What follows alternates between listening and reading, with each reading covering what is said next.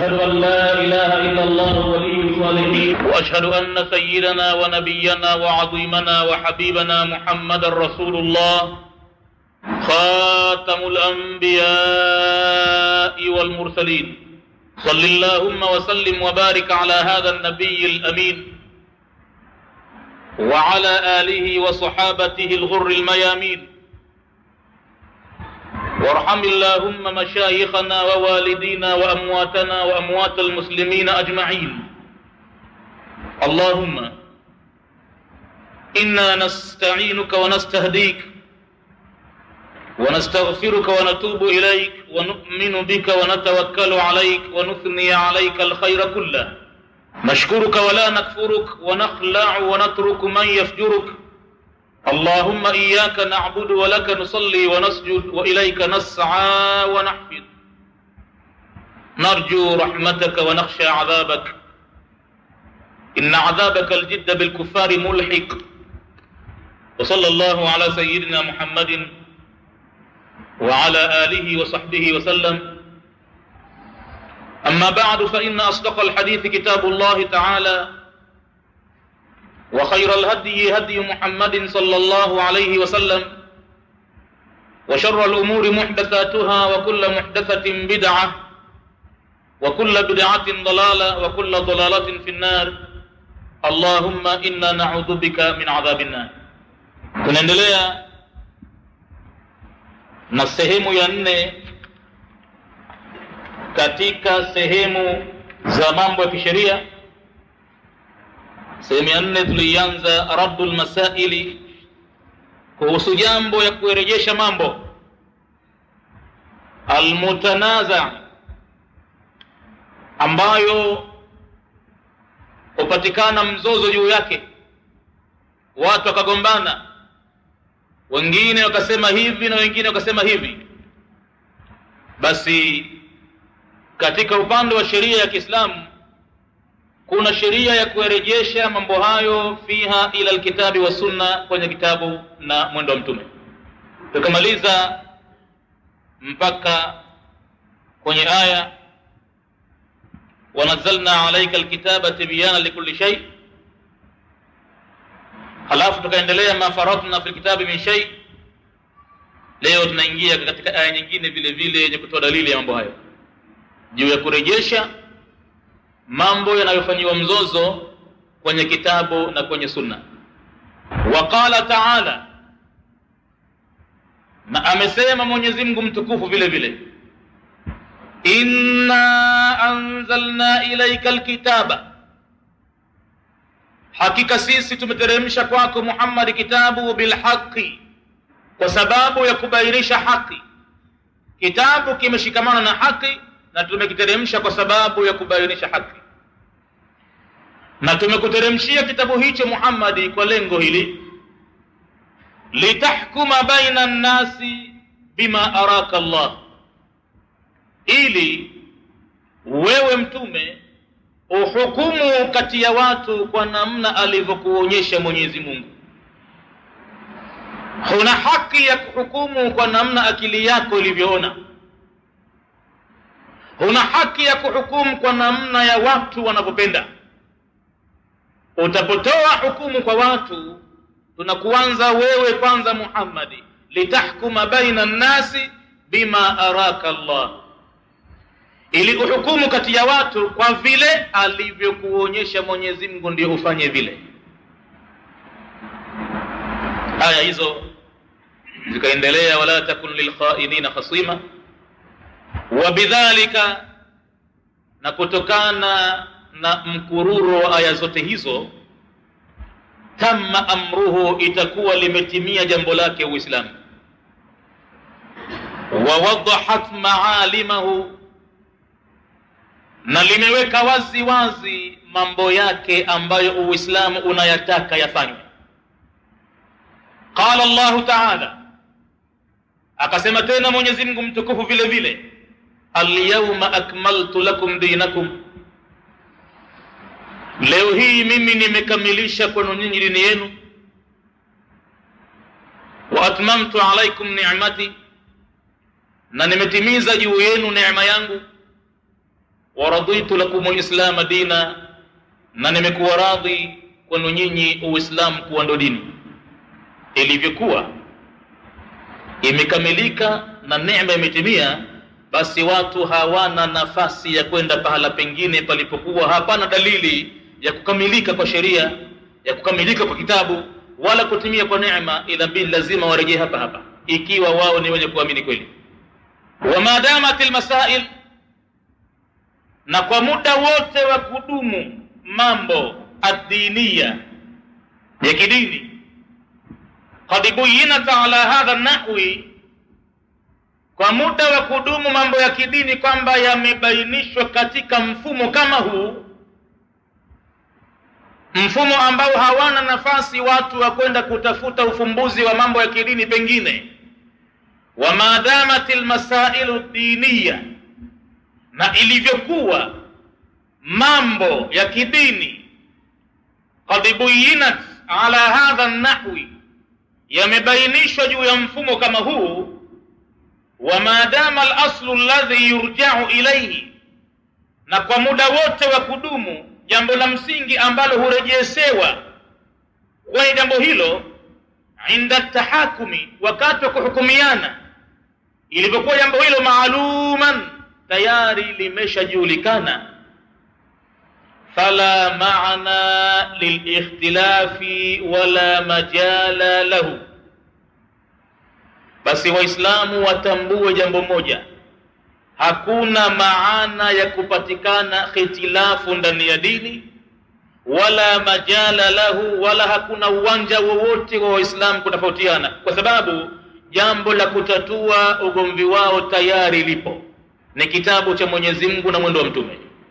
Madhali mambo hayo yapo tayari, basi fala maana lilikhtilafi wala majala lahu, hakuna maana wala hakuna sababu ya kutofautiana Waislamu, wala hakuna nafasi ya jambo hilo.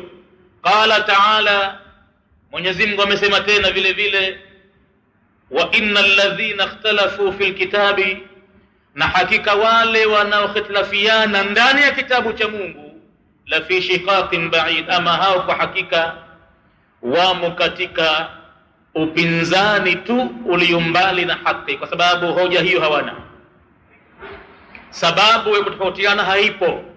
Na kama watapatikana watu bado wanatofautiana ndani ya kitabu cha Mungu, basi kwa hakika khitlafu yao ni ya upuuzi mtupu.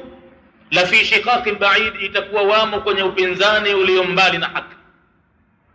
Wa qala ta'ala, na pia amesema tena Mwenyezi Mungu vile vile, fala wa rabbik, basi naapa kwa utukufu wa Mola wako Muhammad, fala wa rabbika, naapa kwa Mola wako,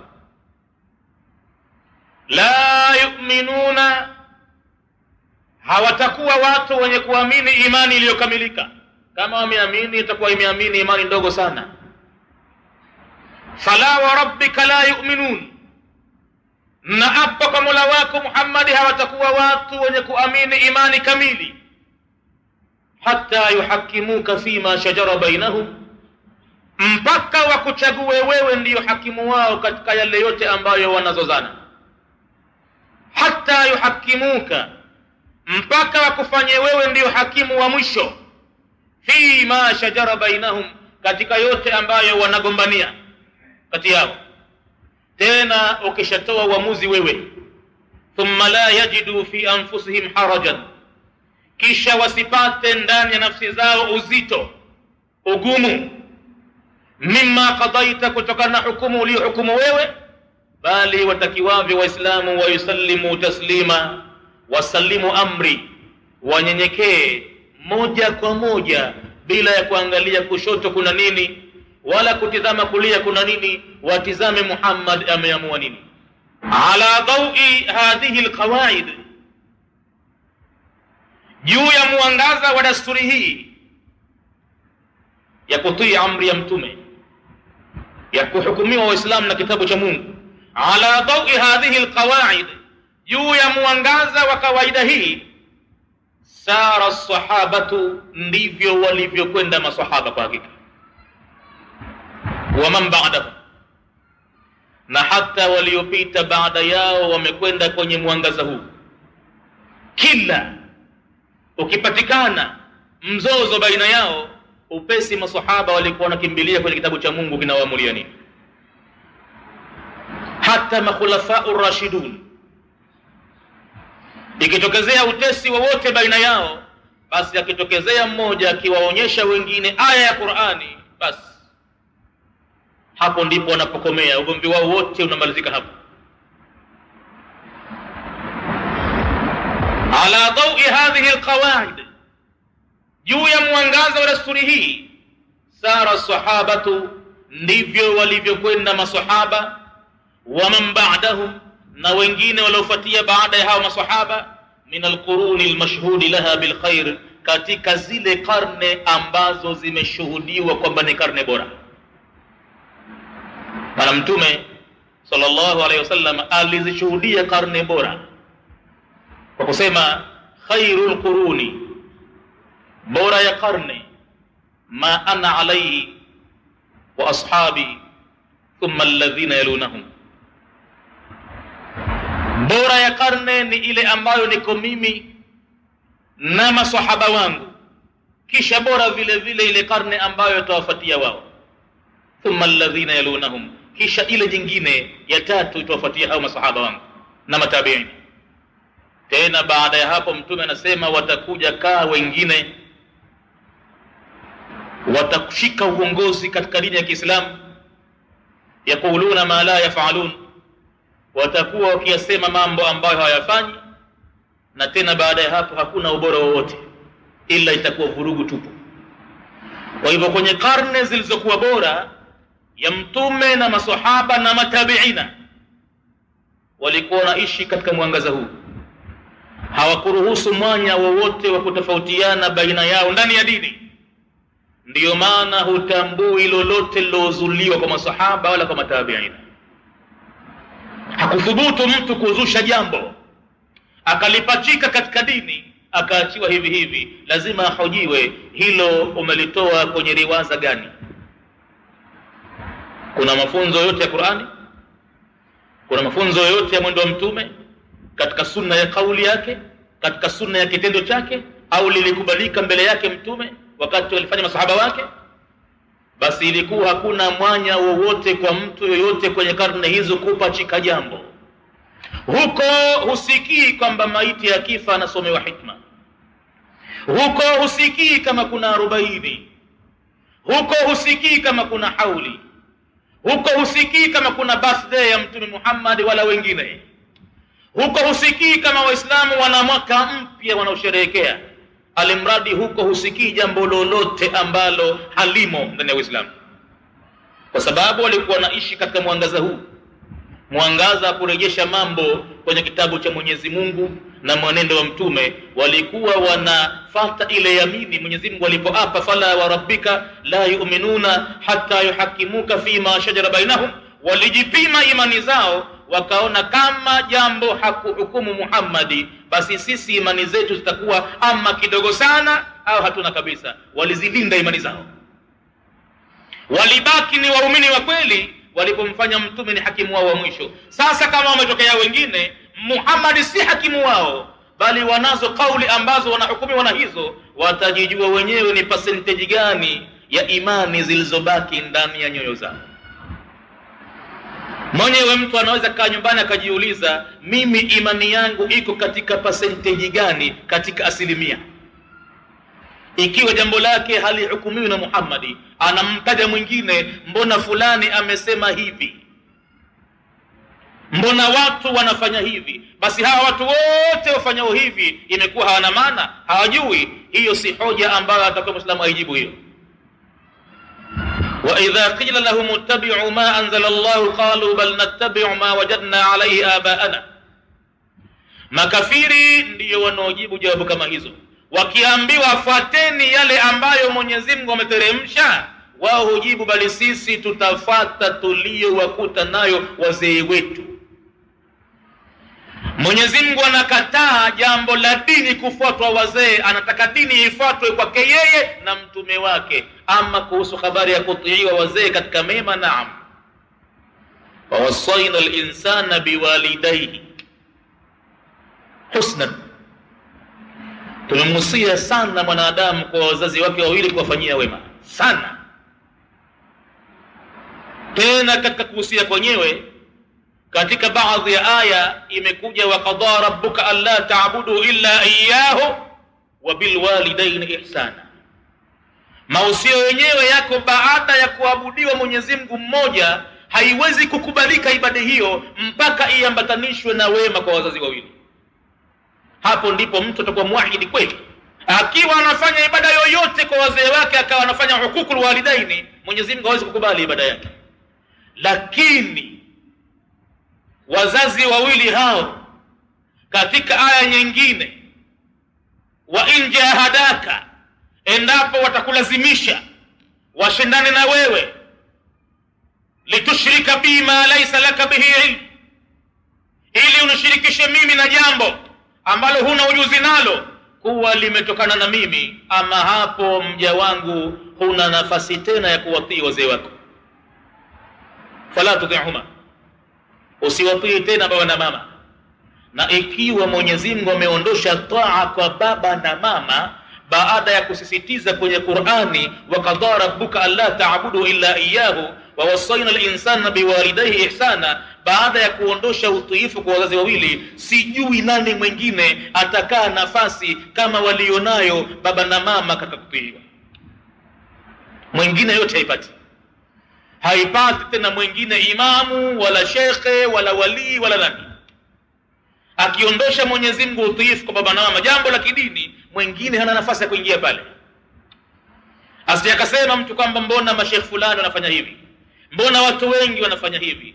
Dini haitizamwi hapo, imewekewa kigezo maalum cha kurejesha mizozano yote ya kidini kwenye Qur'ani na kwenye mwendo wa Mtume. Hapo ndipo panapo silibasi ya Uislamu, ndio penye minhaji ya Uislamu. Waislamu waelewe dini yao ni namna gani nafundisha.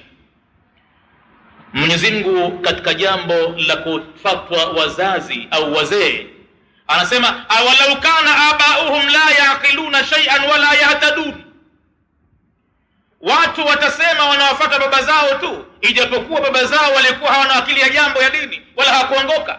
Watawafuata vipi namna hiyo? Hiyo ndiyo hoja waliotoa makafiri. Muislamu haimfai kutolea hoja hiyo. Jambo lake Muislamu anapohojiana na Muislamu mwenziwe ni kusema, mimi nimetegemea aya ya Qur'ani sura kadha nambari kadha. Sasa pengine mwenziwe alifahamu vibaya, atamfahamisha, au haijui ameisahau, na hayo yamepatikana. Hata kama sahaba wa Mtume kughafilika na aya ya Qur'ani imepatikana kwao. Sayyidina Umar bin Khattab radhiyallahu anhu, ilipotoka habari kwamba Mtume ameondoka duniani, alikuwa amehamaki mno kwa yoyote ambaye anasema neno hilo. Yeye anaranda huku na huku kwa kusema ya kwamba yoyote ataosema Mtume amekufa, basi nisimsikii, nitamkata kichwa mimi. Hoja yako nini Omar?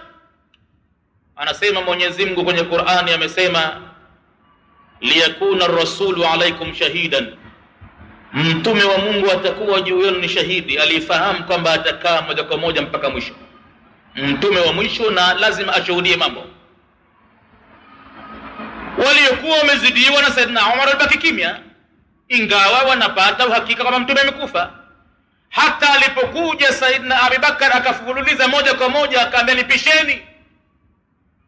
Akenda mpaka kwenye hujura ya mwanawe Aisha, akafunua uso wa Mtume kumtizama, akamwambia, kwa hakika hutaonja mauti mara ya pili. Mauti uliohukumiwa kuyaonja mara ya kwanza umeshakufa Mtume, na uso huu uso mzuri kabisa, uso wa Mtume amekufa, utadhani hajafa. Akambusu kwenye kipaji cha uso, akamwambia, hutaonja mauti mara ya pili, na mauti aliyokuhukumia Mola wako ni haya, ushakufa.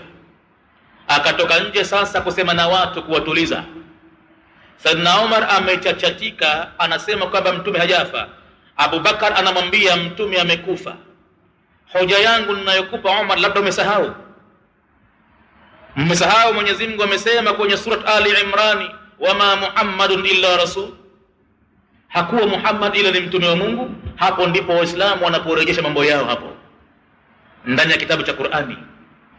Inakuwa tena kwa sababu kitabu kipo, hakuna mwanya hata kidogo wa kutofautiana. Ilikuwa tofauti tayari shapatikana pale, na huenda pengine umma pale ungetofautiana panga mkononi wasemeshane watu, lakini wanajua kuna kawaida maalum kwa Waislamu, wakirejeshana kwenye kawaida hiyo basi. Hakuwa Muhammad ila mjumbe, qad khalat min qablihi rusulu, na wameshapita kabla yake wajumbe wengi. Afa imata, hivyo akifa Muhammad au kutila au akawawa vitani, nyinyi Waislamu ndio mnafanyaje? Inqalabtum ala aqabikum, sasa hapo itakuwa ndio sababu ya kurejea nyuma kwenye visigino vyenu, mtakuwa makafiri wengine kwa kuwa mtume hayupo. Basi waman yanqaliba ala aqibaihi falan yadurra Allah shay'a, yoyote atakayerejea nyuma kwenye visigino vyake, yani akartadi, hatomdhuru Mwenyezi Mungu kwa chochote kile. Wasayajizillahu shakirin, Mwenyezi Mungu ataendelea kuwalipa wenye kushukuru. Hapo Saidina Umar akakubali kwamba kweli alighafilika na aya hiyo. Kwa hivyo hoja yake Muislam, mimi ninasema hoja yangu ni aya nambari kadha sura kadha, pengine mwenzake alighafilika nayo aya ile, au ana hoja nyingine, kuna aya nyingine labda inazidi kuizungumza ile. Hapo ndipo watapomaliza Waislamu mambo yao. Kwa hivyo zile karne zilizoshuhudiwa na mtume kwamba hizo ndio karne bora, wakiishi katika mwangaza huu, jambo ambalo hivi sasa halipo tena. Karne zinaoishi sasa si karne bora. Mambo yetu sisi wengi hatuyarejeshi kwenye kitabu cha Mungu wala kauli ya mtume. Tunatizama ulimwengu unakwenda vipi, au kila mmoja anavutia kwenye madhehebu yake au kwenye mtu wake anaompenda. Matokeo yake ikhtilafu kwa Waislamu imekuwa ni jambo la kawaida hivi sasa. Walam yaqa bainahum ikhtilafun, na kwa hakika kwa sababu ya mwangaza huu hapakutokezea kati yao masahaba ikhtilafu yoyote, illa fi masailin ma'dudatin, isipokuwa ikhtilafu kama ilikuwepo ni katika mambo ya kuhesabika 1 2 3, na kana marji'uhu at-tafawut fi fahmi an-nusus. Ikhtilafu hiyo ya mambo hayo ya kuhesabika 2 3 labda ilikuwa ni kutokana marejeo yake ni tofauti ya fahamu yao katika yale maandiko ya Qur'ani au maneno ya mtume. Walikuwa kila mmoja anayafasiri alivyoona yeye, sio kama waliacha kurejesha mambo kwa Mwenyezi Mungu, la, ilikuwa ni tofauti ya fahamu ya aya.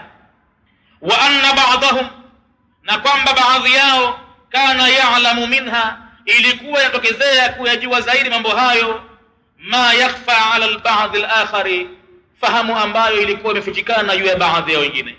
Basi ilikuwa tofauti yenyewe utokezea hapo. Kuna mmoja anafahamu jambo, mwingine hafahamu vizuri, basi hatimaye anafahamishwa, mambo yamekwisha, udhia umekwisha, hakuna ugomvi. Umma ulikuwa kitu kimoja. Umma haukuwa ukifahamu kwamba kuna madhehebu katika dini. Umma haukuwa ukielewa kutofautiana wala kuchukiana, walikuwa kitu kimoja. Falamma jaa a'immatul madhahib al-arba'a, mambo yaliendelea hivyo sana mpaka walipokuja maimamu wa madhehebu 4 kwa upande wa watu wa sunni wal jamaa. Maimamu hao kwa hakika tabi'u sunana man qablahum, na wao pia waliifata ile sunna ya waliopita kabla yao, matabi'ina na masahaba. Kila mmoja katika maimamu alifanya juhudi kubwa ya kutafuta hadithi za mtume, huku wakijua marejeo yetu sisi kwenye Qur'ani na kwenye hadithi ya mtume. Hawakufungua mlango wa ikhtilafu maimamu. Kwa hakika wao sio waliozusha zogo, ingawa walitofautiana kwenye rai. Endapo mmoja ameipata hadithi mwingine hakuipata, ikhtilafu yao ilikuwa iko hapo. Au pengine waliikhtilafiana katika kuifahamu aya ya Qur'ani au kufahamu hadithi ya mtume. Kwa hivyo ikhtilafu ilikuwa ni kwa upande wa rai. Kwa hivyo falamma jaa a'immatul madhahib al-arba'a, walipokuja maimamu wa madhehebu 4 na wao pia tabi'u sunana man qablahum, walifata sunna ya waliotangulia kabla yao. Illa anna ba'dahum, isipokuwa sasa ilikuwa hakika baadhi yao hao maimamu, kana aqrabu ila sunnati, walikuwa wamekurubia zaidi kwenye sunna kuliko wengine. Kwa mfano kalhijaziyina, kama kwa mfano watu wa Hijazi wanaoishi katika maeneo ya Hijazi ile, wao walikuwa kwa hakika wanatambua sunna zaidi, kwa sababu wameishi maeneo ambayo mtume ndipo alipoishi pale. Kwa hivyo haikuwa taabu kusikiliza mtume alisema nini kwenye kila jambo. Kwa hivyo wao walikuwa wanajua sunna zaidi, tofauti na wengine walikuwa kiishi mbali na miji ya Hijazi. Kalhijaziyina, kama kwa mfano watu wa Hijazi, alladhina kathura fihim hamalata sunna, ambayo kwa wao walikuwa ni wengi kati yao waliobeba mwendo wa mtume, waruwatul athari, na wakapatikana wengi wasimliaji wa athari za maswahaba au matabiina. Walbaadhu al-akhar, na baadhi ya kundi jingine, kana aqrabu ila ar-ra'i, wao walikuwa wamekurubia zaidi kwenye rai zao kichwani. Kwa nini? Kwa sababu walikuwa wakiishi mbali na maeneo ya Hijazi. Kuna baadhi ya hadithi hawakuzipata kabisa, palipobaki walikuwa kitumia vichwa vyao sasa. Lakini rai zao hizo, pamoja na kutumia rai, walikuwa wanazisogeza kwenye Qur'ani. Hapa tukilinganisha kwenye Qur'ani itakuwa tumesibu vipi? Au wanalinganisha kwenye kauli ya mtume, tukilinganisha kwenye hadithi ya mtume tumesibu vipi? Nani hao watu waliokuwa mbali na miji ya Hijazi? Kaliraqiyina, kama kwa mfano watu wa Iraki walikuwa mbali na maeneo yale na Makka na Madina. Watu wa Iraki aghlabu inakuwa hadithi ya kupata nyingi. Kila imamu ambao ameishi zaidi Iraki utaona ametumia rai zaidi kuliko hadithi. Kwa mfano maimamu kama Abu Hanifa utaona ametumia zaidi kiasi chake cha akili kuliko hadithi, kwa sababu alikuwa mbali sana na hadithi. Kaliraqiyina, kama kwa mfano watu wa Iraki, alladhina qalla fihim, ambao ilikuwa ni kidogo sana kwa wao, hafadhat alhadithi, uhifadhi wa hadithi za mtume kidogo sana kwao, uchache, hadithi wakijua wao ndogo sana. Kwa nini? Litanai diyarihim, kwa sababu ya kujitenga mbali miji yao, an manzilati alwahyi, kutokana na ile nyumba ya wahyi. Nyumba ya wahyi ni Kaaba. Waliokuwa wakiishi maeneo yale Makkah al-Mukarrama na Madina Munawwara, kwa hakika walikuwa wakijua zaidi sunna za mtume kuliko watu wengine. Hiyo ni sababu iliyowafanya wengine watumie rai zao.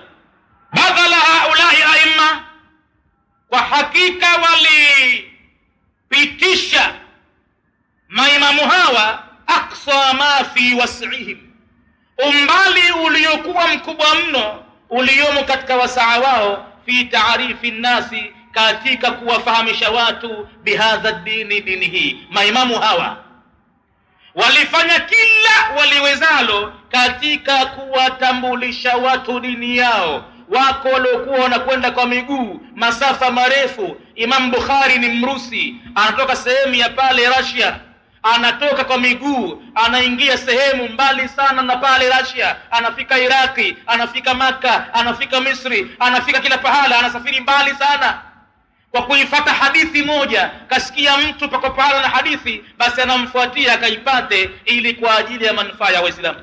Badala haulai al-aimma, wakapitisha maimamu hawa aqsa ma fi was'ihim, juhudi yao iliyokuwa mbali sana, fi taarifi nnasi bihadha ad-din, katika kuwatambulisha watu dini hii, wa hidayatihim bihi, na uongozi wao katika dini hii. Wakanu, na walikuwa maimamu hawa wanne, Imam Abu Hanifa, Malik, Shafi'i, Ahmad bin Hanbali, walikuwa yanhauna, wanakataza kabisa. Wao sio waliozusha khilafu hizi. Wao maimamu walikuwa wanakataza kabisa, an taklidihim, wakagombana Waislamu mpaka kifamilia.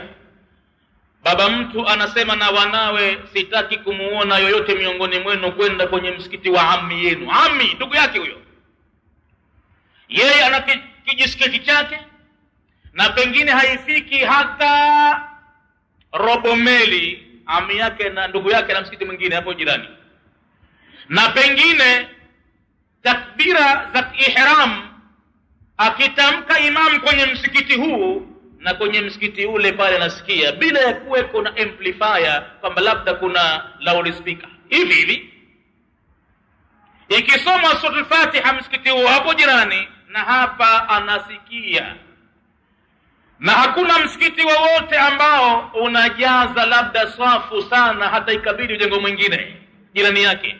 Ukenda ukipeleleza sala zenyewe utakuta safu moja pengine haikutimia. Na hivyo ndivyo ilivyo misikiti mingi ya miji ya Waislamu. Hapa petu Unguja mfano misikiti kama hiyo kwa chungu nzima.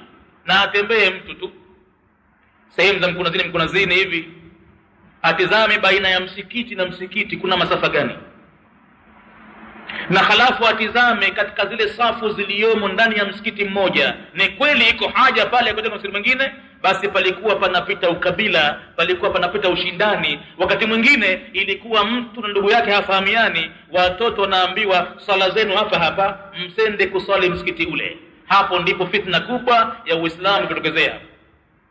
Basi maimamu hawakuwa kabisa na hitilafu hizo. Wote hawa wamesomeshana, kila mmoja kamsomesha mwenziwe. Mkubwa wao kuliko wote ni An-Nu'man ibn Thabit, huyo Abu Hanifa. Yeye kwa hakika amemsomesha Imam Malik, mwanafunzi wake. Kwa hivyo huwezi kumkataa Abu Hanifa ukamfuata Malik wakati yeye ni mwanafunzi, wala huwezi kumkataa Maliki ukamfuata Abu Hanifa wakati Abu Hanifa ni mwalimu na Maliki ni mwanafunzi. Wote kitu kimoja hao. Na Maliki naye akaja akamsomesha Shafi. Shafi ni mwanafunzi wa Malik. Na Shafi naye akaja akamsomesha Ahmad bin Hanbali. Ahmad bin Hanbali ni mwanafunzi wa Shafi. Kila mmoja katika hawa kachota ilmu kwa mwenziwe. Ilivyokuwa Ahmad amesoma kwa Shafi, Shafi aliyesoma kwa Malik, na Malik aliyesoma kwa Hanbali na kwa Abu Hanifa, ina maana ya kwamba Ahmad bin Hanbali amesoma kwa Abu Hanifa vile vile. Ndio maana yake hitilafu zao itakuwa ni pale pahala ambapo dalili haikuja wazi wazi. Na unajua baadhi yao wakiishi mbali na miji ya Hijazi, yawezekana kabisa kabisa kuna baadhi ya hadithi hawakuzipata kutokana na masafa ya miji yao ilivyo. Baadhi ya mambo walikuwa wanachukua kwa mujibu wa kiasi cha akili yake mtu anavyoona, lakini kwa uadilifu mkubwa, kwa kuwa walijua kwamba hivi tunavyofutu sasa hivi huenda ikawa sivyo, wakatoa tangazo rasmi wakasema, la yajuzu li ahadin, haifai kwa yoyote katika Waislamu, an yakula qaulana, kusema neno letu sisi, min ghairi an ya'rifa dalilana, bila ya kutambua dalili yetu iko wapi, tumejibu vipi. Basi haifai kuchukua kauli yetu. Mfuataji wa madhehebu jambo hilo, kama hakulifuata ajue amewaasi maimamu wale. Ikiwa dalili yao hakuiona, basi anachukua tu hivyo hivyo kinguvu nguvu, kwa kutangaza kwamba mimi ni Hanafi, mimi ni Shafi'i, kwa hivyo hiyo hadithi ya mtume iliyoko hapo sina habari nayo, aya ya Qur'ani sina habari nayo, mimi ni Shafi tu, sisi madhehebu tu ni Shafi tu. Hapo itakuwa amemwasi na Mshafi, hakumfuata barabara. Wasarrahu, na maimamu waliweka wazi, anna madhhabahum, hakika madhehebu yao, huwa alhadithu sahihu, ni ile hadithi itayopatikana kwa usahihi. Hapo ndipo yalipo madhehebu yao. Ikapatikana kauli ya Imam Shafi anasema, idha sahha alhadithu fahuwa madhhabi, itaposihi hadithi ya mtume basi mfuataji wa madhehebu yangu mimi. Kama ananifuata mimi Shafi, basi akikuta hadithi imesihi na kauli yangu nimesema mengine, basi madhehebu yangu mimi yako kwenye hadithi ya mtume. Atafuata hadithi ya mtume ndio kanifuata mimi mtu huyo. Lakini kama atanifuata mimi aache hadithi ya mtume, Shafi anasema hakunifuata mimi wala hadithi ya mtume, kafuata matamanio yake au kamfuata shetani itakuwa. Wasarrahu, maimamu wakaweka wazi wazi, anna madhhabahum, ya kwamba mwenendo wao wa rai, wapi wao wanakwenda, madhehebu yao wao huwa alhadithu sahihu, ni hadithi ya mtume tena iliyo sahihi. Hapo ndipo yalipo madhehebu yao. Liannahum, kwa sababu wao maimamu, lam yakunu yaksiduna, hawakuwa kabisa wakikusudia kwa juhudi zao zile za kutafuta ilmu na kusomesha Waislamu, hawakukusudia kabisa an yuqalladu, kwamba wafuatwe wao kal maasumi sallallahu alayhi wasallama, kama anavyotakiwa kufuatwa yule aliyelindwa na kufanya makosa. Aliyelindwa kufanya makosa ni mjumbe wa Mwenyezi Mungu sallallahu alayhi wasallam, yeye ni maasum. Ingawa wanapatikana watu wa madhehebu mengine wanawapa na maimamu wao sifa ya umaasum ambayo hawana. Wamepatikana baadhi ya watu wamewapa maimamu wao madhehebu zao kwamba na wao pia ni maasum, tena wakavuka mpaka katika wafanya maasum, wakasema hapa tena kama kuna aya ya Qur'ani, kama kuna hadithi ya Mtume, vyote vitakaa nyuma kwa sababu ya maimamu hawa. Maimamu hawa hawakosei. Wakamweka Mwenyezi Mungu nyuma, wakamweka Mtume Mwenyezi Mungu nyuma, wakawafuata maimamu wao. Kwa hakika maimamu wa upande wa ahli sunna wal jamaa wao hawakukusudia hivyo, na wala hakuna imamu yoyote mwadilifu aliyekusudia hivyo, ila zugo hilo wamelifanya wafuasi. Uislamu hautambui kitu kinachoitwa madhhabu katika dini. Ingawa lugha hii ni lugha iliyozoeleka, ndivyo inavyotumika hata watu wa siasa wakitaka kutumia au kutaka msaada kwa watu wa dini, wanasema kwamba na vile vile wenye madhehebu ya kidini. Tunazungumza na madhehebu yote ya dini. Manake neno hili limekuwa ni neno ambalo wamelitumia Mayahudi dhidi ya Uislamu, kuwa ni mwanya wa kutafanya Uislamu, kuwa ni mwanya wa kuwagawa Waislamu, kuwa ni mwanya wa kuvuruga dini ya Mwenyezi Mungu ya Uislamu. Kwa hivyo neno hilo wanalisambaza wao, tumieni neno madhehebu. Waislamu wajigawe, waache ule ukhuwa waliotangaziwa na Mwenyezi Mungu. Mwenyezi Mungu alipowaambia innamal mu'minuna ikhwatun, udugu ule kama watakuwa nao Waislamu, mjue batili imekwisha duniani. Haitobaki batili yoyote, si ya Kiyahudi, si ya Kinasara, si ya Kimajusi. Udugu ule wakiufahamu Uislamu kwa mujibu aya ya Qur'ani kwamba innamal mu'minuna ikhwatun fa aslihu baina akhawaykum, basi tengenezeni kati ya udugu wenu, patanisheni mambo yote mnaogombana, mbaki kwenye udugu. Tena udugu huo ni udugu wa ajabu. Udugu huo wa kidini unakuwa uzito wake na thamani yake ni mkubwa zaidi kuliko mtu aliyotoka na mwenzake tumbo moja pacha. Udugu wa kidini unakuwa mkubwa zaidi kwa sababu mmoja katika ndugu wale pacha akiwa katika dini ya Uislamu na ndugu yake akawa katika dini nyingine, basi pale wametengana mpaka kwenye mirathi, hawarithiani tena. Atakuja kupata mirathi kwenye udugu wa kidini. Kwa hivyo udugu wa kidini umekuwa na hadhi kubwa zaidi kuliko hata kuzaliwa nao. Makafiri jambo hilo hawalitaki kabisa, Waislamu walifahamu, hawataki walielewe. Kwa hivyo wameeneza sumu mbaya kutumia kitu madhehebu. Mpaka leo ukifungua magazeti, ukifungua maredio, ukifungua matelevision, watu wa dunia, watu wa siasa, watu wa dini, hakuna kumtaja Muislamu direct. Lazima liwepo neno moja la kuwatofautisha baina ya Waislamu. Wako wengine Shafi, wako wengine Hanbali, wako wengine Shia, wako wengine hivi, wanasema watu wa madhehebu mbalimbali ya kidini. Na wakati Waingereza wanatawala miji, basi mpaka katika marriage certificate au kwenye birth certificate au wakati mtoto anatiwa skuli na mzee wake, basi Waingereza kwa hikma kubwa wametia kwenye vifungu pale vya kujaza ya kwamba wewe ni Muislamu. Ndio Muislamu, lakini madhehebu gani? Muislamu tu. Tena pale Muislamu asofahamu mambo yalivyo, anasema mimi Shafi, na mwingine anasema mimi Ibadhi, na mwingine mimi Hanbali, na mwingine mimi Hanafia, na mwingine mimi Shia. Matokeo yake ni kwamba inakuwa hivyo ndivyo inavyojulikana kama Uislamu lazima uwe na mambo hayo. Leo hii huwezi kukubalika katika dunia ya Waislamu kama utajitangazia huna madhehebu. Utaonekana Muislamu gani asiyokuwa na madhehebu? Na ilhali katika Uislamu kitu madhehebu hakijulikani. Na hao wanaofuata wenye madhehebu basi wametamka hadharani, wametamka waziwazi ya kwamba anna madhhabahum, ikiwa mtu anawafuata wao basi madhehebu yao huwa alhadithu sahihu, ni hadithi iliyo sahihi.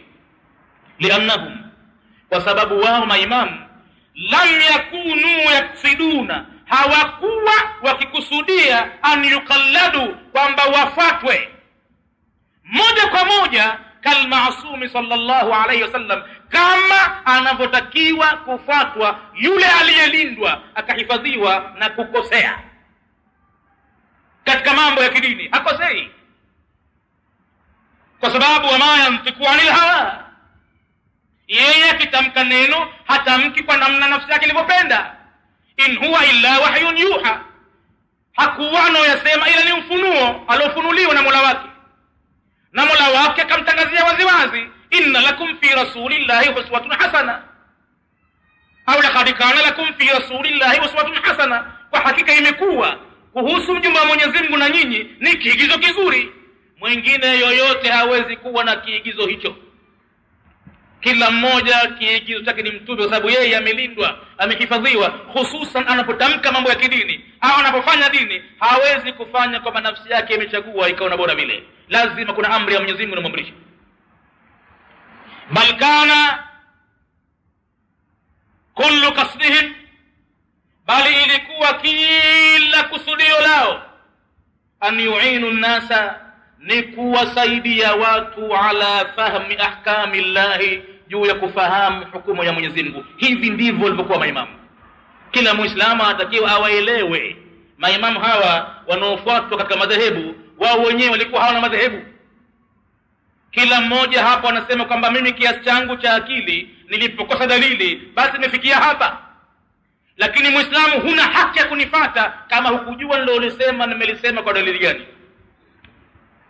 Bal kana kullu kasdihim, bali ilikuwa kila kusudio lao, an yu'inu nnasa, ni kuwasaidia watu, ala fahmi ahkami llahi, juu ya kufahamu hukumu za Mwenyezi Mungu. Illa, isipokuwa, anna nnasa ba'dahum, watu waliokuja baada ya hao maimamu sasa, hao ndo walioleta matatizo.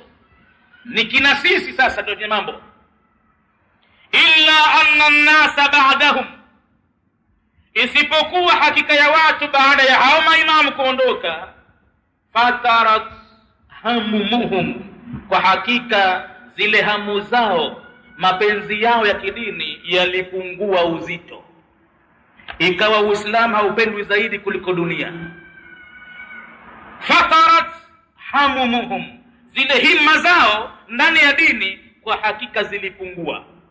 Wadhaufat azaimuhum, na zikawa dhaifu azma zao, yale malengo yale ndani ya dini yakawa dhaifu, ikawa sasa dinari ndo mbele, dola ya Kimarekani ndo mbele, riali ya Omani ndo inaitwa jiwe. Wanakwambia riali ya Omani jiwe. Kwa hivyo hawasikii watu, hawaoni, wanapita kwenye riali tu.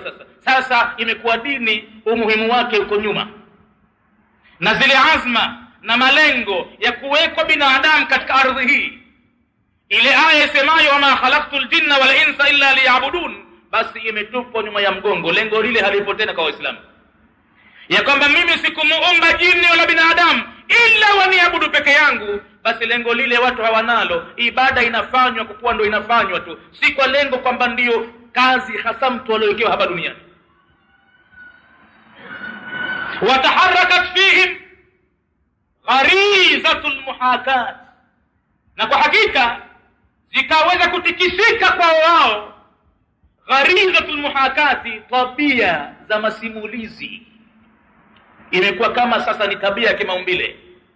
Anakaa barazani mtu, watu wanazungumza, tena mazungumzo yenyewe watatoka kwenye dunia, watu waingie mpaka kwenye dini.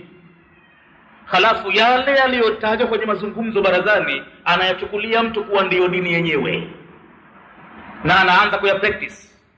Imekuwa kama tabia sasa. Akisikia pale barazani mmoja anatoa mwaliko ya kwamba jamani, nitakuwa na maulidi ya mtume kesho kutwa, kwa hivyo mhudhurie na hivi na hivi, basi imeshakuwa ni dini hiyo. Kasikia fulani na kitu fulani, yeye anaamini kwa na yeye pia atafanya hivyo hivyo, bila ya kumuuliza nini hayo maulidi, maana yake nini. Unatuita kwenye kisomo cha namna gani? Na mbona unasema kwamba ya mtume? Na mbona unasema kwamba kila mwaka unafanya hivyo? Kwani umegundua nini kwenye Uislamu? Kuna kitu gani katika Uislamu kuhusu kuzaliwa mtume yoyote au mtu yoyote? Matokeo yake inakuwa si mtume tu tena, kila mmoja akimzaa mwanawe au yeye mwenyewe, ikifika mwaka itabidi afanye birthday, kwa kuwaiga Manasara na Mayahudi. Walianza kwanza kwa mtume Mwenyezi Mungu kumzulia uongo kwamba kuna sherehe maalum ya siku ya kuzaliwa yeye. Uislamu hauna sikukuu zaidi ya 2. Sikukuu za Uislamu ni 2 tu, 2 peke yake: Eid al-Fitri wa Eid al-Adha. Basi ni sikukuu ya kufungua baada ya mfungo wa mwezi wa Ramadhani, na sikukuu ya kuchinja baada ya kutekelezwa ibada ya hija. Na sikukuu zote hizo zina malengo maalum. Kuna ibada ilifanywa, na ndani ya sikukuu hiyo kuna ibada ifanywe. Ile ibada ya nyuma ihakikishwe kwamba imefanywa kwa nia safi. Aliyefunga kama kafunga kweli hasa, basi sheti atoe zakatul fitri, kuonyesha kwamba anayataka mapenzi ya Mola wake. Hakupoteza wakati bure mwezi mzima, siku 30 kukaa na njaa na kiu. Sasa kama kuna amri ya kutoa kibaba, yeye atatoa vibaba 2. Kama kuna amri ya kutoa baba 2, atatoa baba 4, kwa kuonyesha kwamba anataka mapenzi ya Mola wake, kwa kumpa maskini ya Mungu furaha angalau ya siku moja. Anaonyesha kwamba hakupoteza wakati wake mwezi mzima kukaa na njaa na kiu. Na yule aliyesafiri akapoteza mali nyingi kwenda kuifanya ibada ya hija, akawaacha watu wake nyumbani, akasahau kila kitu chake, biashara zake, basi anathibitisha kwamba haya niloyafanya mimi sikupoteza wakati wangu bure, na hii ibada ya kuchinja nitachinja kinyama bora sana, nitoe sadaka, niwape maskini za Mungu, kwa sababu yote niliyofanya nikiyafanya kwa ajili ya Mwenyezi Mungu. Hizi sikukuu zenyewe zina malengo maalum ya ibada. Hakuna ya tatu, hakuna mwaka mpya wala maulidi ya mtume wala maulidi ya mtu mwingine, wala hakuna siku ya 40 tokea kufa mtu, wala siku ya 7 au siku ya 3 au kila mwaka akumbukwe, bali mtume anasema msiujadidi huzuni, la tujaddidu almusiba, msijadidi msiba. Kila siku kaona ufufua tu, unafufua zaidi ya siku 3. Atakayeweka msiba zaidi ya siku 3 amemwasi Mwenyezi Mungu.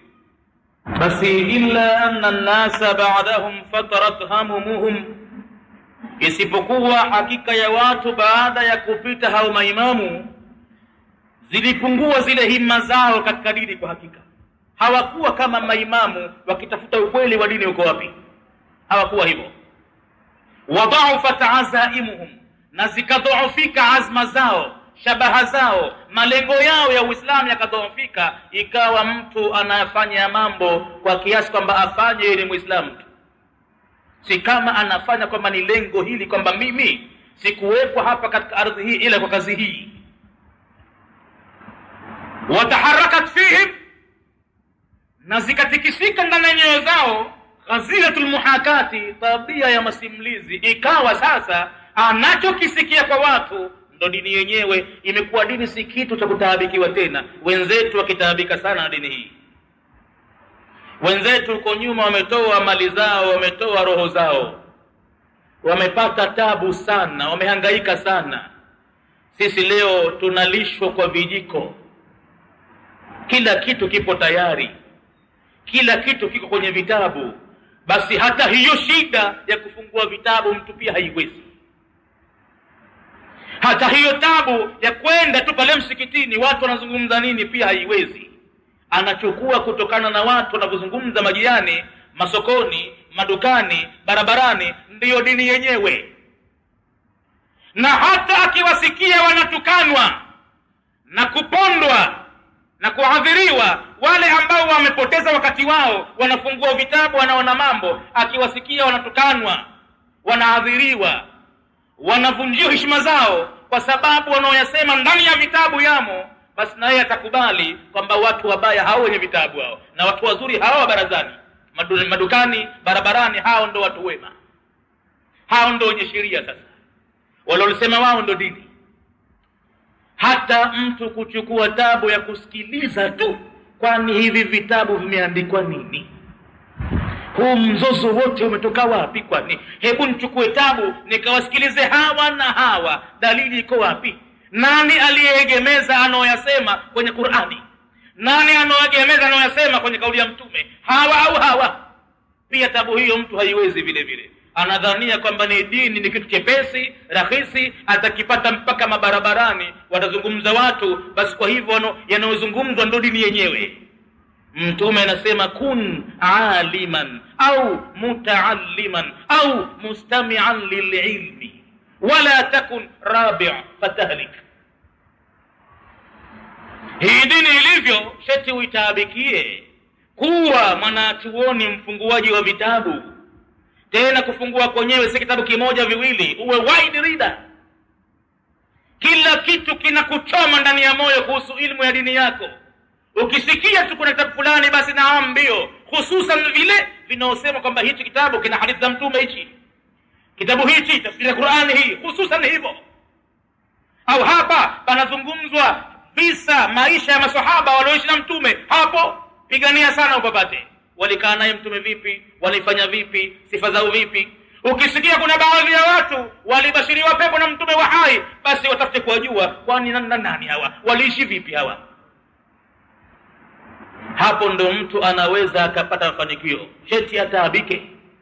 Kuna aliman, kuwa mwanachuoni mfunguaji vitabu, usomesha wenzio, au mutaalliman, au angao basi mwenye kutafuta ilmu, msomaji, au mustami'an lililmi, au basi kama huyawezi hayo, maana huna ukionacho kwenye vitabu, bahati mbaya wazee wamekuua, hawakukupeleka chuoni wala wapi, umebaki kuona wino mweusi kwenye vitabu, ufahamu kilichoandikwa. Sasa basi bakia angalau mwenye kusikiliza wenye ilmu wanasema nini, basi pia hilo linashindikana. Dhiki, uzito mkubwa kwa Muislamu kukaa kitako muda wa saa kama 1:30 2 hivi takriban, tokea tulikuwa hapa, tokea baada ya magharibi. Labda walioswali magharibi waliingia msikitini saa 12:15 zone, magharibi ikaadhiniwa saa 12:20 zone, basi imekwenda mpaka sasa hivi takriban inakaribia saa 2. Muda gani mtu katumia kwa msikitini? Muda gani? Hata masaa 2 hayafiki barabara kwa ukamilifu, ni muda mdogo tu. Basi mtu ataweza kukaa kwenye dunia bure, pahala hana kazi yoyote anayoifanya, barazani tu anaweza akatumia masaa 4 5 barabarani, amekaa anazungumza tu. Na Mtume kasema man qada maqadan, yoyote atakayekaa kwenye kikao chochote, la yadhkuru fiha isma Allahi, hakumtaja Mwenyezi Mungu jina lake pale, wala yusalli ala nabi, wala hakumsalia Mtume, nadima alaiha yaum alqiyama, atajuta kwenye nafasi ile siku ya kiyama. Atajuta, kwa nini nikapoteza wakati wangu mimi kukaa pale? Atajuta. Kikao chochote jijue kwamba hapa nilipokaa nilimtaja Mwenyezi Mungu. Ndio maana Mtume akaweka kafara ya mazungumzo, akizungumza watu, akiondoka mtu pale, basi kuna kafara, mtu aseme angalau subhanaka allahumma bihamdika astaghfiruka wa atubu ilaika. Kila unapokaa hakikisha kama Mwenyezi Mungu unamtaja pale, angalau hadithi ya Mtume itatajwa pale, angalau kikao kile kimekusababishia mambo ya dini, ukakaa pale una solve problems za kidini pale. Lakini kama si hivyo, atajuta mtu kwenye nafasi yoyote, atajuta kwa nini nikapoteza saa nyingi pale. Sasa dini huchukuliwa mpaka mule. Jambo la kusikitisha, Waislamu wamekuwa na tabia kimaumbile, wanaichukua mpaka dini ya Mwenyezi Mungu kwenye mazungumzo ya kidunia.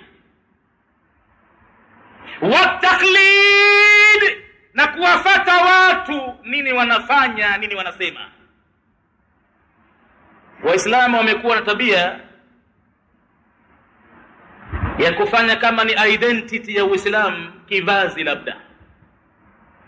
Akishapatikana mtu akavaa kanzu na kofia, basi huitakadiwa kwamba yeye ni Muislamu, bali huenda kawa na ilmu fulani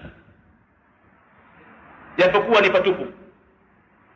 Na akipatikana mwingine akavaa joho, jubba, na akaweka na kilemba kimoja kizuri juu ya kichwa, hapo tena ndo hadhi yake inakuwa nyingine, japokuwa yeye si Muislamu. Kuna tokeo la kutisha katika miji ya Waislamu kama Imarati, Dubai. Ni pahala ambapo kwa biashara sana tu. Kama ukitembelea kwenye misikiti ya Dubai, ukifika pale uwakuti wale hasa wazalia wa pale Dubai kuwemo misikitini sala jamaa, labda mmoja wawili, lakini unaosali pale ni wageni waliokuja pale kibiashara. Ndio wengi utawakuta wamejaa misikitini, Wahindi, wa Kipakistani na hivi na hivi. Matokeo yake wanaagizia mashehe kutoka Misri sana. Kila mwezi wa Ramadhani huchukuliwa mtu pale akaajiriwa akayasoma Qur'ani au kutoa mawaidha angalau mwezi wa Ramadhani. Sasa umepatikana wakati mmoja kaja mtu pale si Muislamu, kwa kuwa anatoka Misri, wamemchukua Lazhari, akaja pale Uislamu anaujua, anasomesha falsafa za Qur'ani, anataja hadithi za Mtume, anazungumza siri za maswahaba.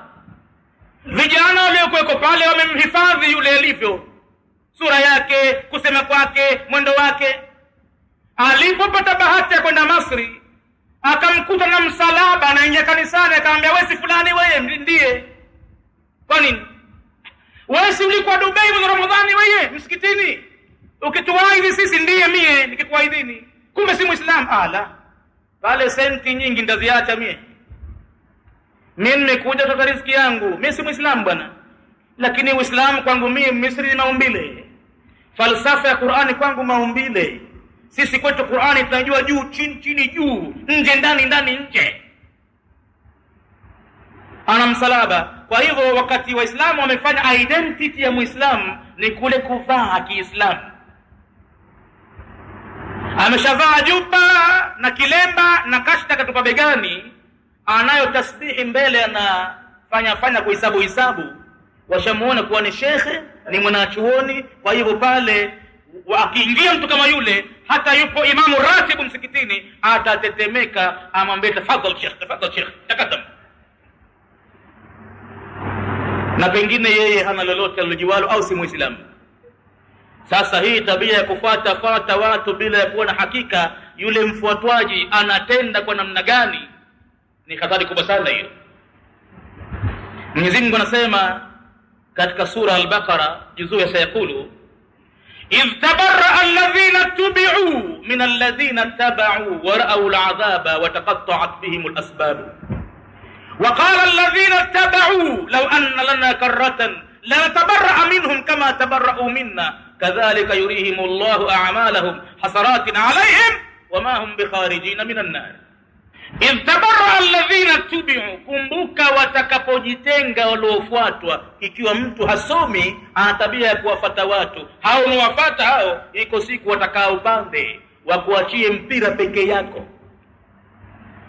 Maana utapoulizwa utasema mimi nimemfuata shekhi fulani, si kama utasema kwamba nimefuata aya kadhaa au hadithi kadhaa. Mimi nimefuata watu wao, ndio walituambia mfungo 6 na wakituchangisha michango kila mwaka.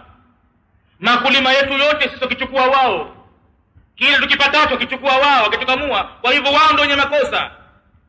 Sasa wataposemeshwa, je, mnasemaje nyinyi mliofuatwa? Hawa wanasema wamekufuateni nyinyi hawa. Basi Mwenyezi Mungu anasema kabisa, idh tabarra'a alladhina tubi'u, kumbuka watapojitenga mbali